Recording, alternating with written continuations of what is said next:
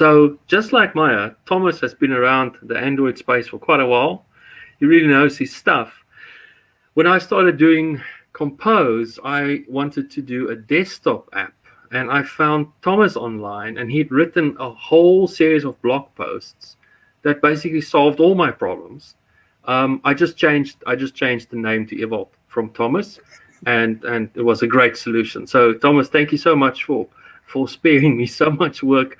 I'm really looking forward to learning something from you. I've seen you do really interesting stuff, and having you and Maya here on one night is really cool. So over to you. Thank you. Thanks very much, Ewald, for the nice introduction. Hi, everyone. And Maya, thank you so much for this wonderful introduction to animation. It's so great to see what Jetpack Compose can do. Unfortunately, as of today, this is all we will see about nice and fancy animations, because now I will take you a little bit back into the era of home computers, and by that time, animations did not play a very important role. The only animation we had in that time is that nice square blinking cursor. I could stare at it for hours, but let's go to the next slide. In the next 30 or 40 minutes or so, I would like to walk you through 3 areas showing character. Sorry for the pun, it's actually about what the heck are home computers.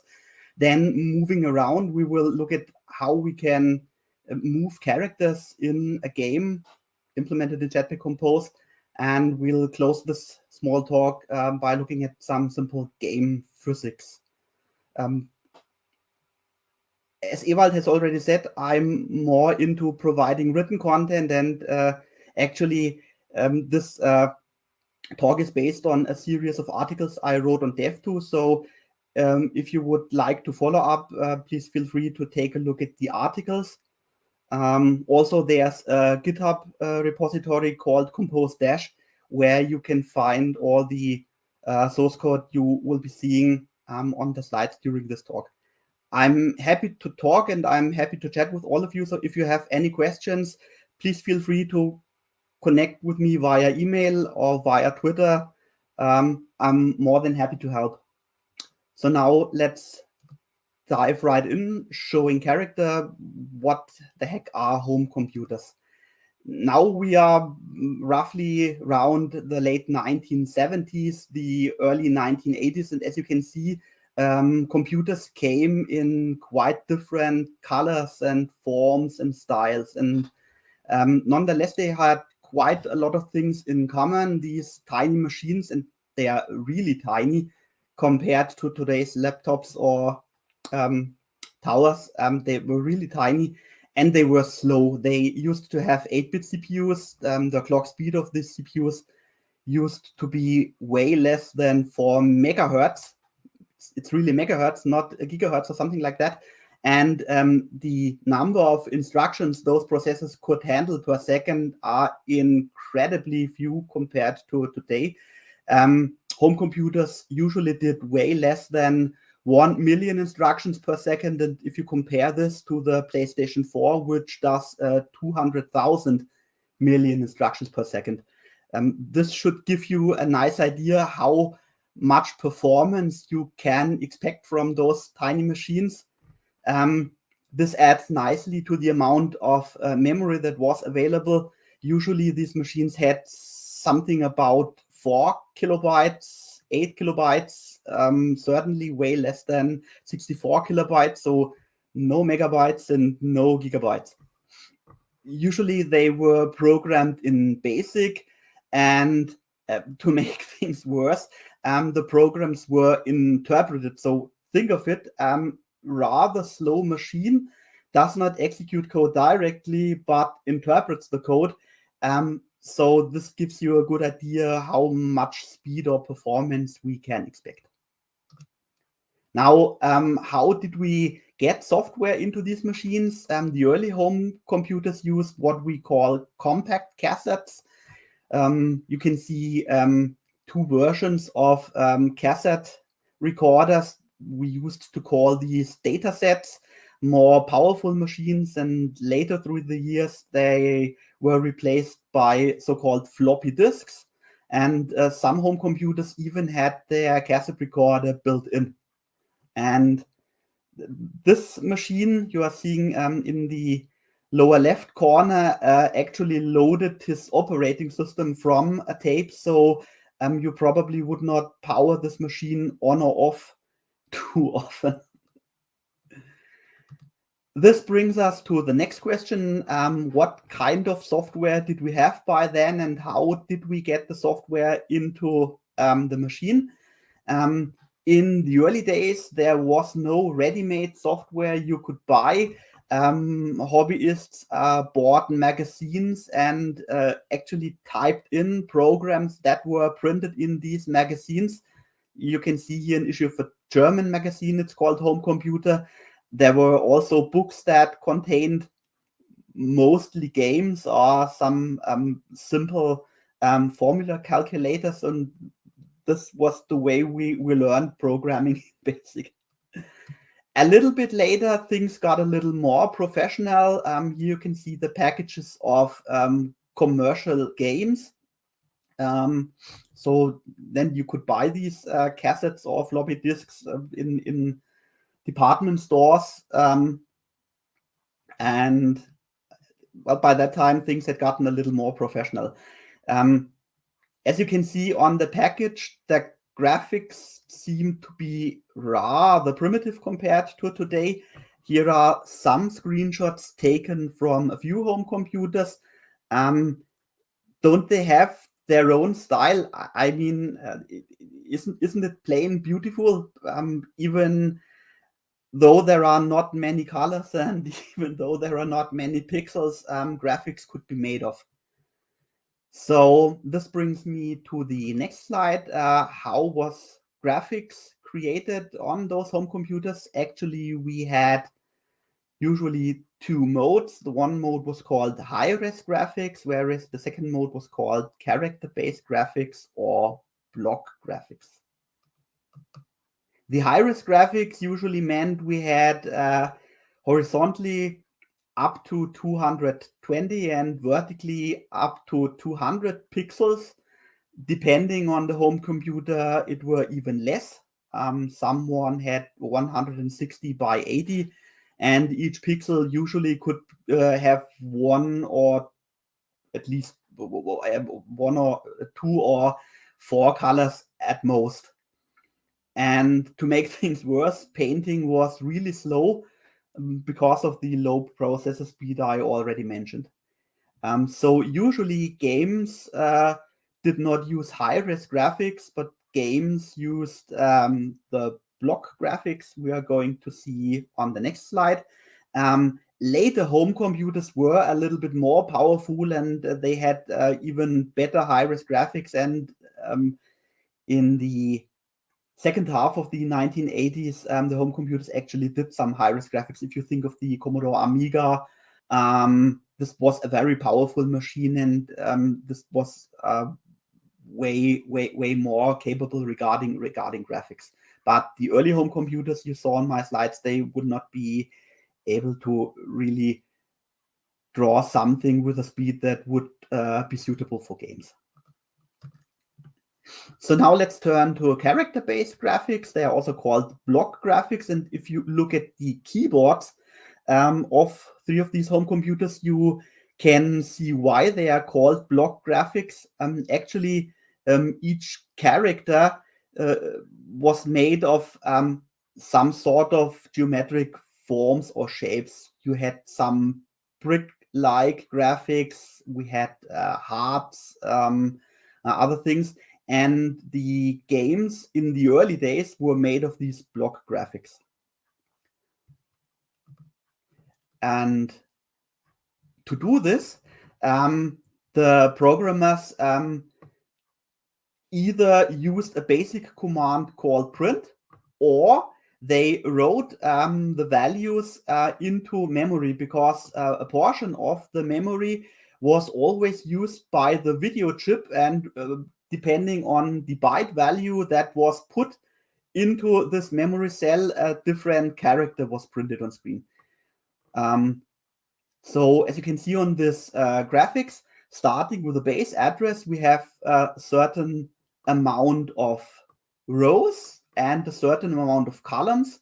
For example, the Commodore 64 had 25 rows consisting of 40 columns. So to address a particular cell, you had to have the base address, which happens to be 1024, and add a number of bytes, which is calculated by this formula. Now you probably are wondering why the heck is he telling me this? We will be reusing this formula, this mechanism in the Jetpack Compose app that we will be implementing. So try to keep this in mind. We will need it later on. So what you see now is a basic program that runs on the Commodore 64. And even if you do not know the basic syntax, you can pretty easily guess what's going on. I'm filling the screen with some values. And because the BASIC by this time did not know much about passing parameters to functions, we just used variables to store the values that we need in our formula. So now let's see what this basic program does.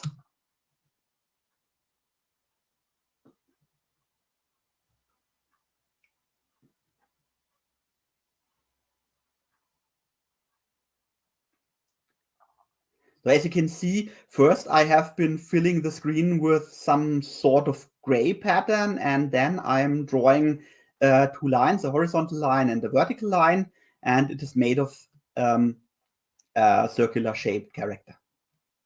And as you've seen, even this took quite some time.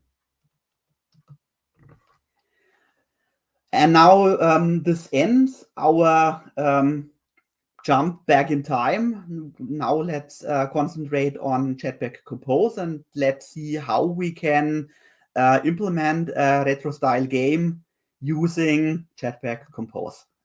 This is the game I have been writing. It's a rather free remake of a game that's called Boulder Dash. I mustn't call it Boulder Dash because some company still owns the rights on this game. So that's why I called the game Compose Dash. And even though it does look a little retro, you'll probably see that there are way too many colors. So if you think of it on a real home computer, the bricks, the gems, and the rocks would look a little less colorful. So now let's dive in. How can we do this game using Kotlin and Jetpack Compose?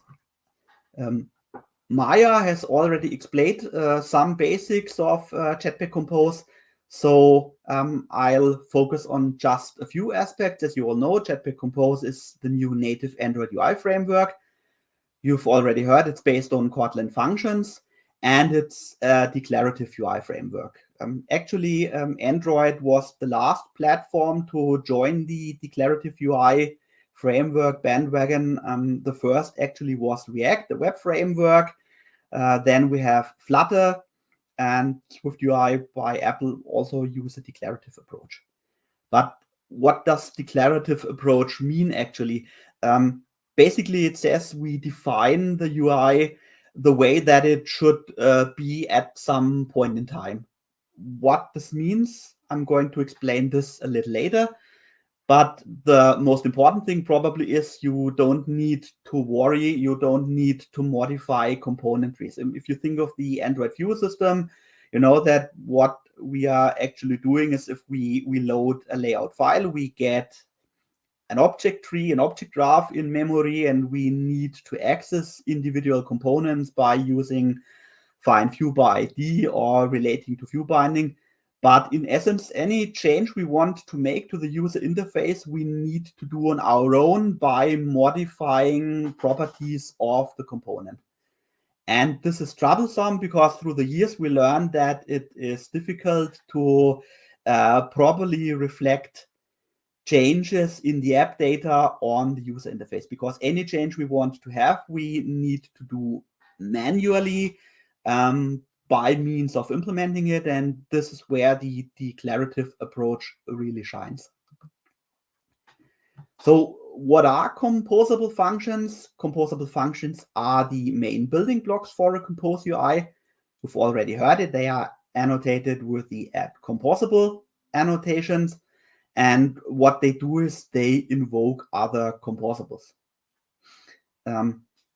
Again, shortly back to the Android view system, you know that we used to create our user interfaces with some drag and click editor, which produced our XML files, and Jetpack Compose and all the other declarative UI frameworks work in another way. We code the user interface in the code editor, and we have a preview panel which, while we type, shows us how our composable UI will look like. You can see this on screen. On the right-hand side, we have a preview of a composable taken from Android Studio, and this is how a rather simple composable function looks like. As you've seen, I've called it Hello Compose. It consists of a box. Box is some sort of container that can receive content, which is other composables. Here in this example, it's a text which will print Hello Compose. And what I'm doing here is I'm styling the text. I'm giving it a color, a blue color, and I'm giving it a particular font size. Here I want the font to be 32 SP, the Android unit height. And that's the reason why I had to annotate it with experimental unit API, because that part is not yet stable. So because I wanted to use a text unit type, we needed this annotation.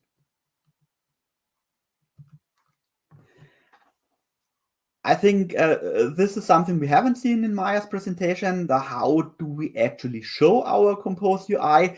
You know, some way we need to bring it in an activity. In the traditional Android view system, we would use a set content view.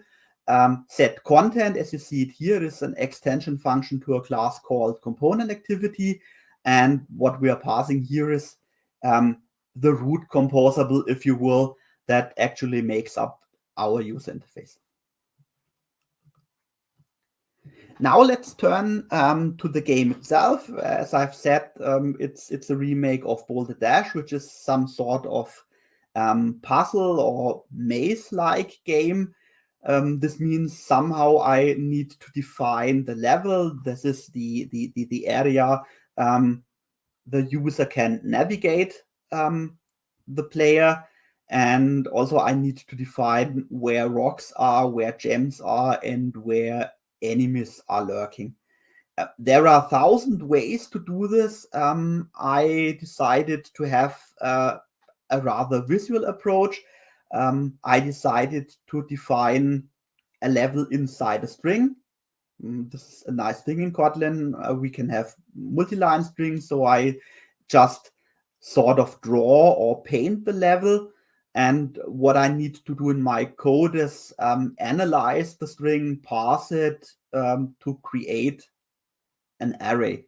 And remember that I said earlier, please recall that the old home computers store the characters linearly starting with some base address.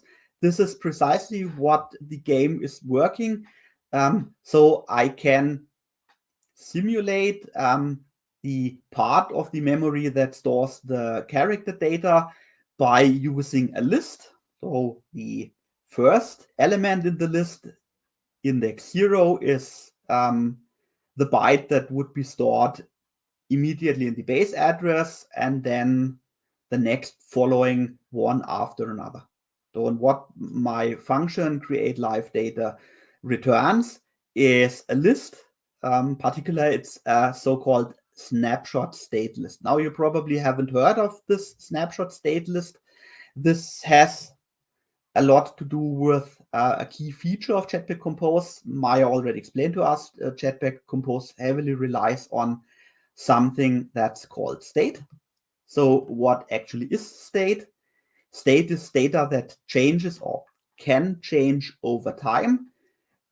Usually we use state inside composable functions because when state changes, it triggers something we call a recomposition. You can think of a recomposition of repainting the part of the UI that needs to be repainted. And as the user interface is created by nesting composable functions, if any of these UI elements needs to be recomposed because state that is used in this composable is changed, then only this particular UI element is redrawn, and certainly not the other ones that are not changed. And that's why I can use this mechanism in Jetpack Compose, because you will see shortly that I will be manipulating elements in our snapshot state list, and so only the elements I alter will lead to recomposition on screen. So that's basically the mechanic of the game. The listing you see at the bottom of the screen, we are defining quite a few states here. Maya already said that we need to invoke remember if we want to use state in a composable function. Think of it this way. When remember is invoked the first time, the value that is going to be stored as the state is computed, is evaluated, and when a composable function is recomposed, the value that has been created or computed in this first round is reused. This is what we will need most of the time, but sometimes we need to say compose, hey, please redo the creation, the initial step. And this is what we are seeing here if we are passing a key. A key is also a state, and if we change the key, this leads to any state that is bound to this particular key is going to be recomposed. And I need this if the player has been hit by a rock or if the player has been caught by a spider, because then I need to finish the current round and start a new one. And this leads to some part of the data needs to be reset, whereas the other part can stay as it is. That's why we need this concept of keys to change only part of the state that is tied to a certain composable. Now let's see how we create enemies. This is where you can see why this list is so nice. What I'm doing here is I'm just iterating over my level data, which, as you probably recall, is a list also.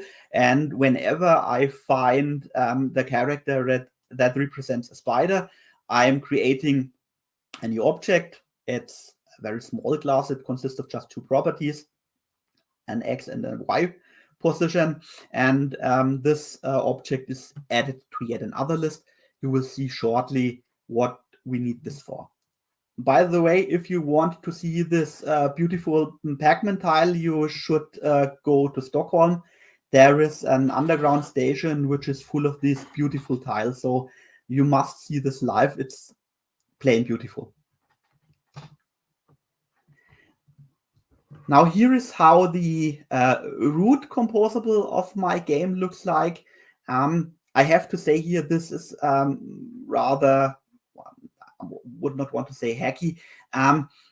There are more elaborate ways to create a grid-like UI, but I wanted things to be understandable easily. So I used something that's called a lazy vertical grid. I'm essentially telling how many columns this grid will consist of, and the number of rows is determined by the number of elements that I'm filling in. And these elements are created by these items indexed thing you see here. Basically, each element consists of a text, which represents the UI that you've seen on the introductory screen, which means the rocks, the spiders, and of course the player. And how the symbols are used in the strings that define a level are mapped to Unicode graphics. You can see this on the right-hand side of the screen. So it's really a simple mapping. In a more professional game, you probably would do things otherwise. We would probably have some images, some bitmap graphics we would be using instead of the text. But using Unicode was really simple and easy way to get some nice looking graphics. Now we've already talked a little bit about we've already heard a little bit about modifiers in Maya's talk. Allow me to elaborate a little more on this. If you think back to the old Android view system, this is component based. So we have a base class which happens to be called view, and this view class represents the basic set of attributes, the basic set of properties, and a basic set of behavior that any Android view will exhibit. And any child of this view adds specific behavior, and it may add additional specific properties. And Jetpack Compose, solely relying on Kotlin functions, naturally cannot rely on this sort of inheritance, and frankly, it would not want to, because the main advantage of a declarative approach is to have just the parameters, just the properties you need to actually do something. And this is where the modifier comes in handy, because the modifier is Jetpack Compose's mechanism to add basically any functionality you want to apply to a composable. As you can see on the screen, I'm using a modifier that's called background, which essentially sets the background color or background strokes. And the clickable modifier adds behavior to a composable in a way that I can click on it, and when I click on it, some function is invoked. And I need this to control where the character is moving. So as you can see, when a certain element on screen is clicked, I'm invoking a function that's called movePlayer2. And before we go into the code, let's see how this works.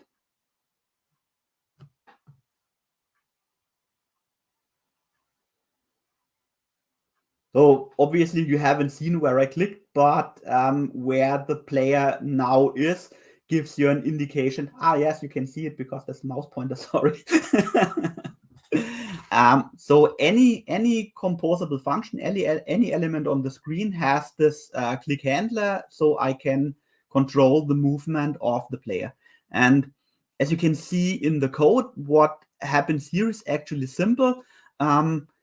When the click handler is invoked, I determine where the current position of the player is, and I also determine where I want the player to move. And then I start looping through calls to another function which is called walk, which does the actual movement. Please note that I'm using a coroutine here.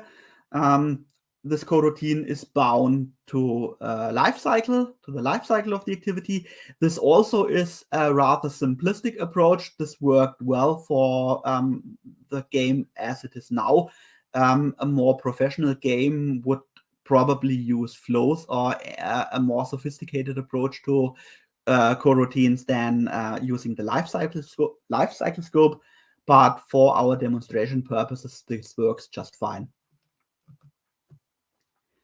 So here's what walk is doing. As you can see, there is not much it needs to do. We are only checking which symbol is stored at a particular location, at a particular position in my list, and I will act accordingly. I mean, if the new position of the player would be a brick, this would tell the game that the movement in this direction may not continue, because obviously we would not want the player to walk through walls. And if the new position would be where currently a gem is located, I would want to increment the number of gems having been collected. You get the idea. So most of the game mechanic relies on finding the position of the player or finding the position of another element in the list, checking what the element in the list is, and react accordingly. To make the movement not too fast, I have delayed the movement by 200 milliseconds. This is something we find frequently in suspend functions, but this of course leads to the movements not being smooth. Remember, I said that we won't see any fancy animations in this game, but that's how the early home computer games used to look like. Now, there are two interesting invocations of a function called freefall. You'll probably want to know what this is. This leads us to the last part of this talk, simple game physics. So before I go into the function itself, let's take a look at what happens on screen.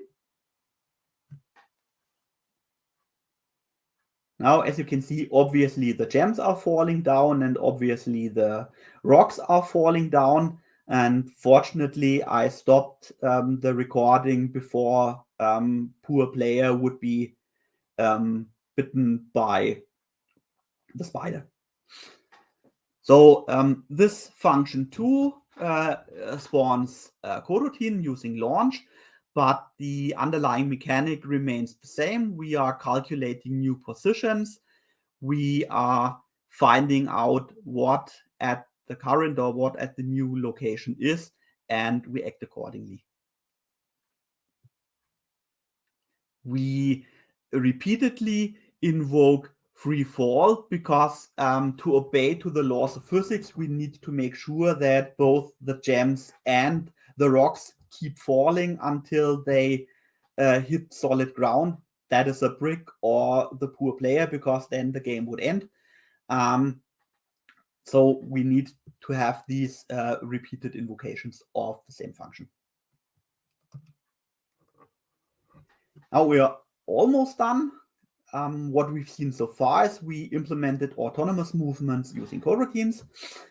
We used the coroutines to move the player, and we used them to let rocks and gems fall. I already said that using launch is a pretty simplistic approach.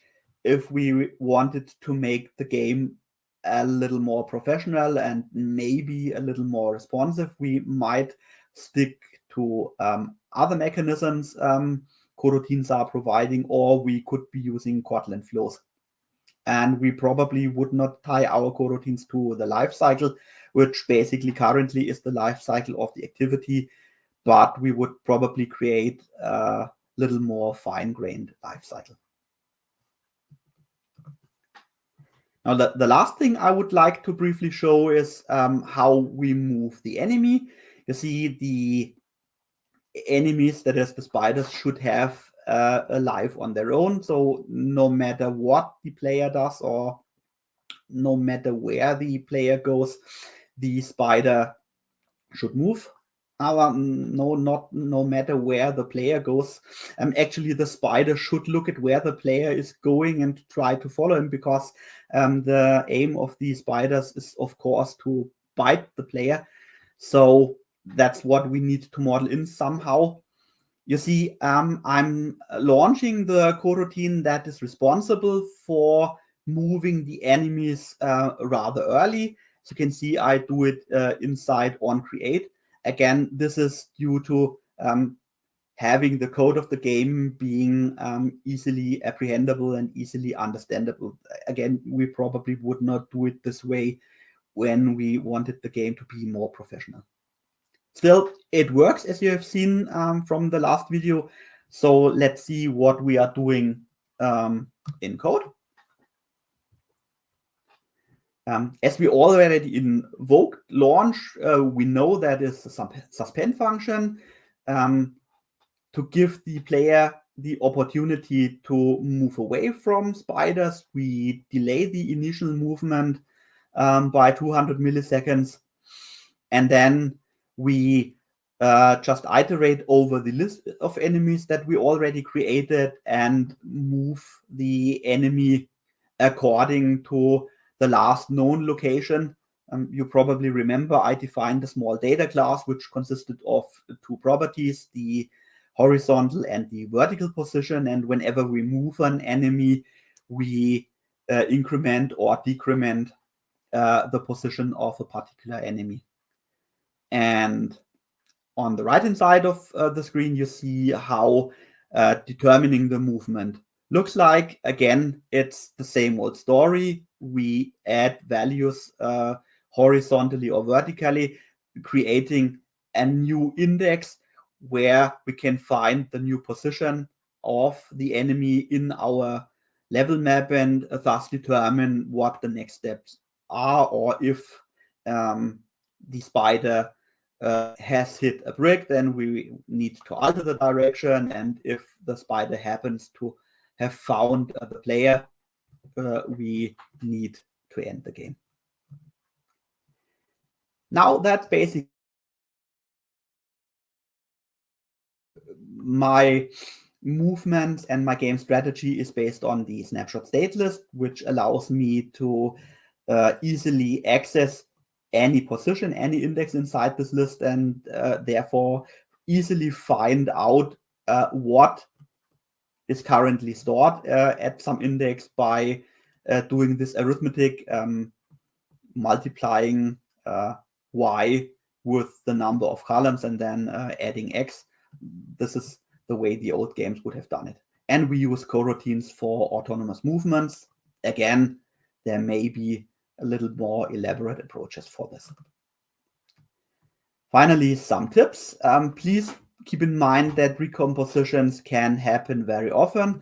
If you recall Maya's talk, when anything inside an animation changes, of course, we have a recomposition. So we must make sure that our composables are fast. This means that we do not have any heavy computations. We certainly won't do any network, and we certainly won't do any file I/O.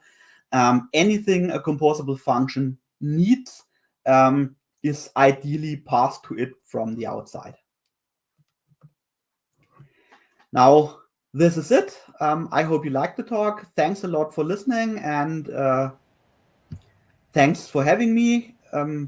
As you can see, grab more information from the articles or get the source code from the GitHub repo. And if you want, please contact me on Twitter or via email. I'm more than happy to help. So back to Ewald and possibly some questions. Thomas, that was really awesome. Thank you so much. My pleasure. Wow. I'm going to go now so I can go write some games. So bye. Listen, I think one thing that came up, I'm not sure whether you are a Flutter developer. Someone asked whether there are any similarities and differences between Flutter and Compose. Actually, I think there are quite a lot of similarities. For example,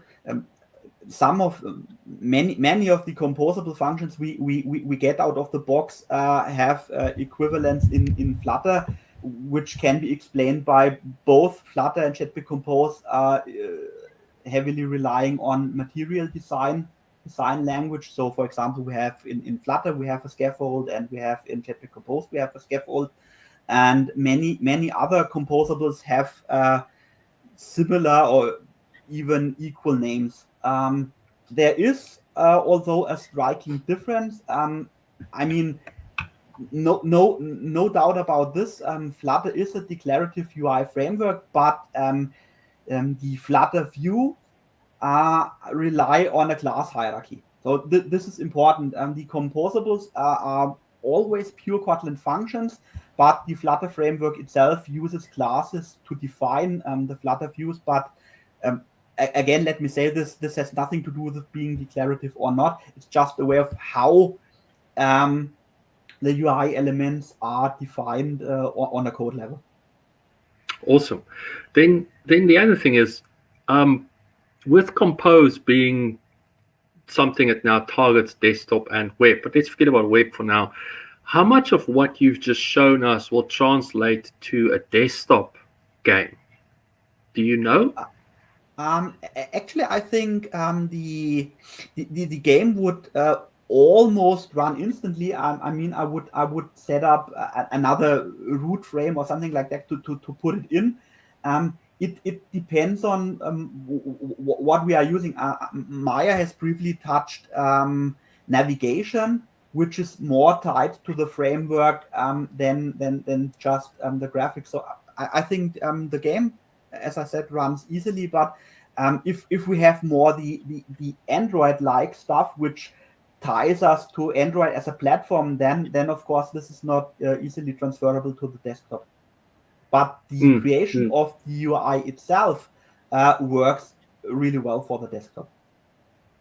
I see Sylvia says you must tell us about your book. There's quite a few German speakers in South Africa. The upcoming book. Yes, and you also have an Android book that I can't read because it's German. Yeah. Actually, the Android book that is already in stores. The first edition appeared in 2011. This was by the time we had Honeycomb, and I was fortunate to can update it practically once a year. So far it has seen 6 editions, and it's oh my god, I would not want to write it again because the current edition has 640 pages. I mean, it's German, but even even in English, I think it would be way behind 400 pages. And the current book I'm writing, it should be out early next year. It solely deals with Jetpack Compose, so it's no introduction to Android and no introduction to Kotlin, but just how we can use Jetpack Compose to write Android applications, with the last chapter doing a short glimpse on other platforms. And so far I've finished 4 chapters. What we need to do is explain the differences between the Android view system and the philosophy, the idea behind the declarative approach, because there are so many people who have been writing Android view-based apps for many years, and if you have not worked with other declarative frameworks, there is some mind shift you need to pass to fully appreciate the declarative approach. Awesome, thanks. That sounds good. I see Maya is back. So if anyone has questions for her, that would be great. But before I'll answer questions, but I just wanted to say something about Thomas saying, will it, or Ewald asking about desktop, right? So I'm going to share my screen for a moment again, because I actually took some of those animations and I just dropped them into a desktop thing. Look here. See if I can get it to run. Okay, let's see if this is running. Okay, I'm going to just run that and see if I can get it to run. Yeah. Okay, so I actually took some of those animations that I have. Look, I can get all rainbow animations. So that rainbow animation works perfectly on desktop. And my confetti also works. I had to do some small changes about the await frame, but it was like literally within a half an hour, I could get it going on a desktop one. That's awesome stuff. Absolutely. Yeah, right. I see there's a question. Itumuleng asked, do you see Luno using Jetpack Compose in production code anytime soon? Is that a trade secret? Are we allowed to know? I don't know. I hope so. You can compose some Bitcoin. We can call it Pose Coin. Yeah, no, I don't know exactly what the timelines for the features and things are. I mean, I'm learning Jetpack Compose because I want to use it. So if they ask me, I'll certainly give them good reasons to use it, but I can't say for the timelines. Either way, of course, if we do start using it, it'll be invisible to the users, right? They won't be able to see. It will only be the devs that know. Yeah, I'm working on a system where we are slowly replacing some of the screens with Compose. And what's really fun is you worry so much less about variable screen sizes and those small little DPI differences and things. It just fades away, and it's really more productive. So Yeah. I'm obviously going to go and add animations now and make it look really cool. Had lots of ugly ones, and then the designers are going to stop and say, yeah, well, I can't stand it. Not one more animation. Well, so nothing's going to change. Awesome. This was really cool. I really loved how the two talks dovetailed. It was really nice. Thank you both. This was really informative. Learned quite a lot.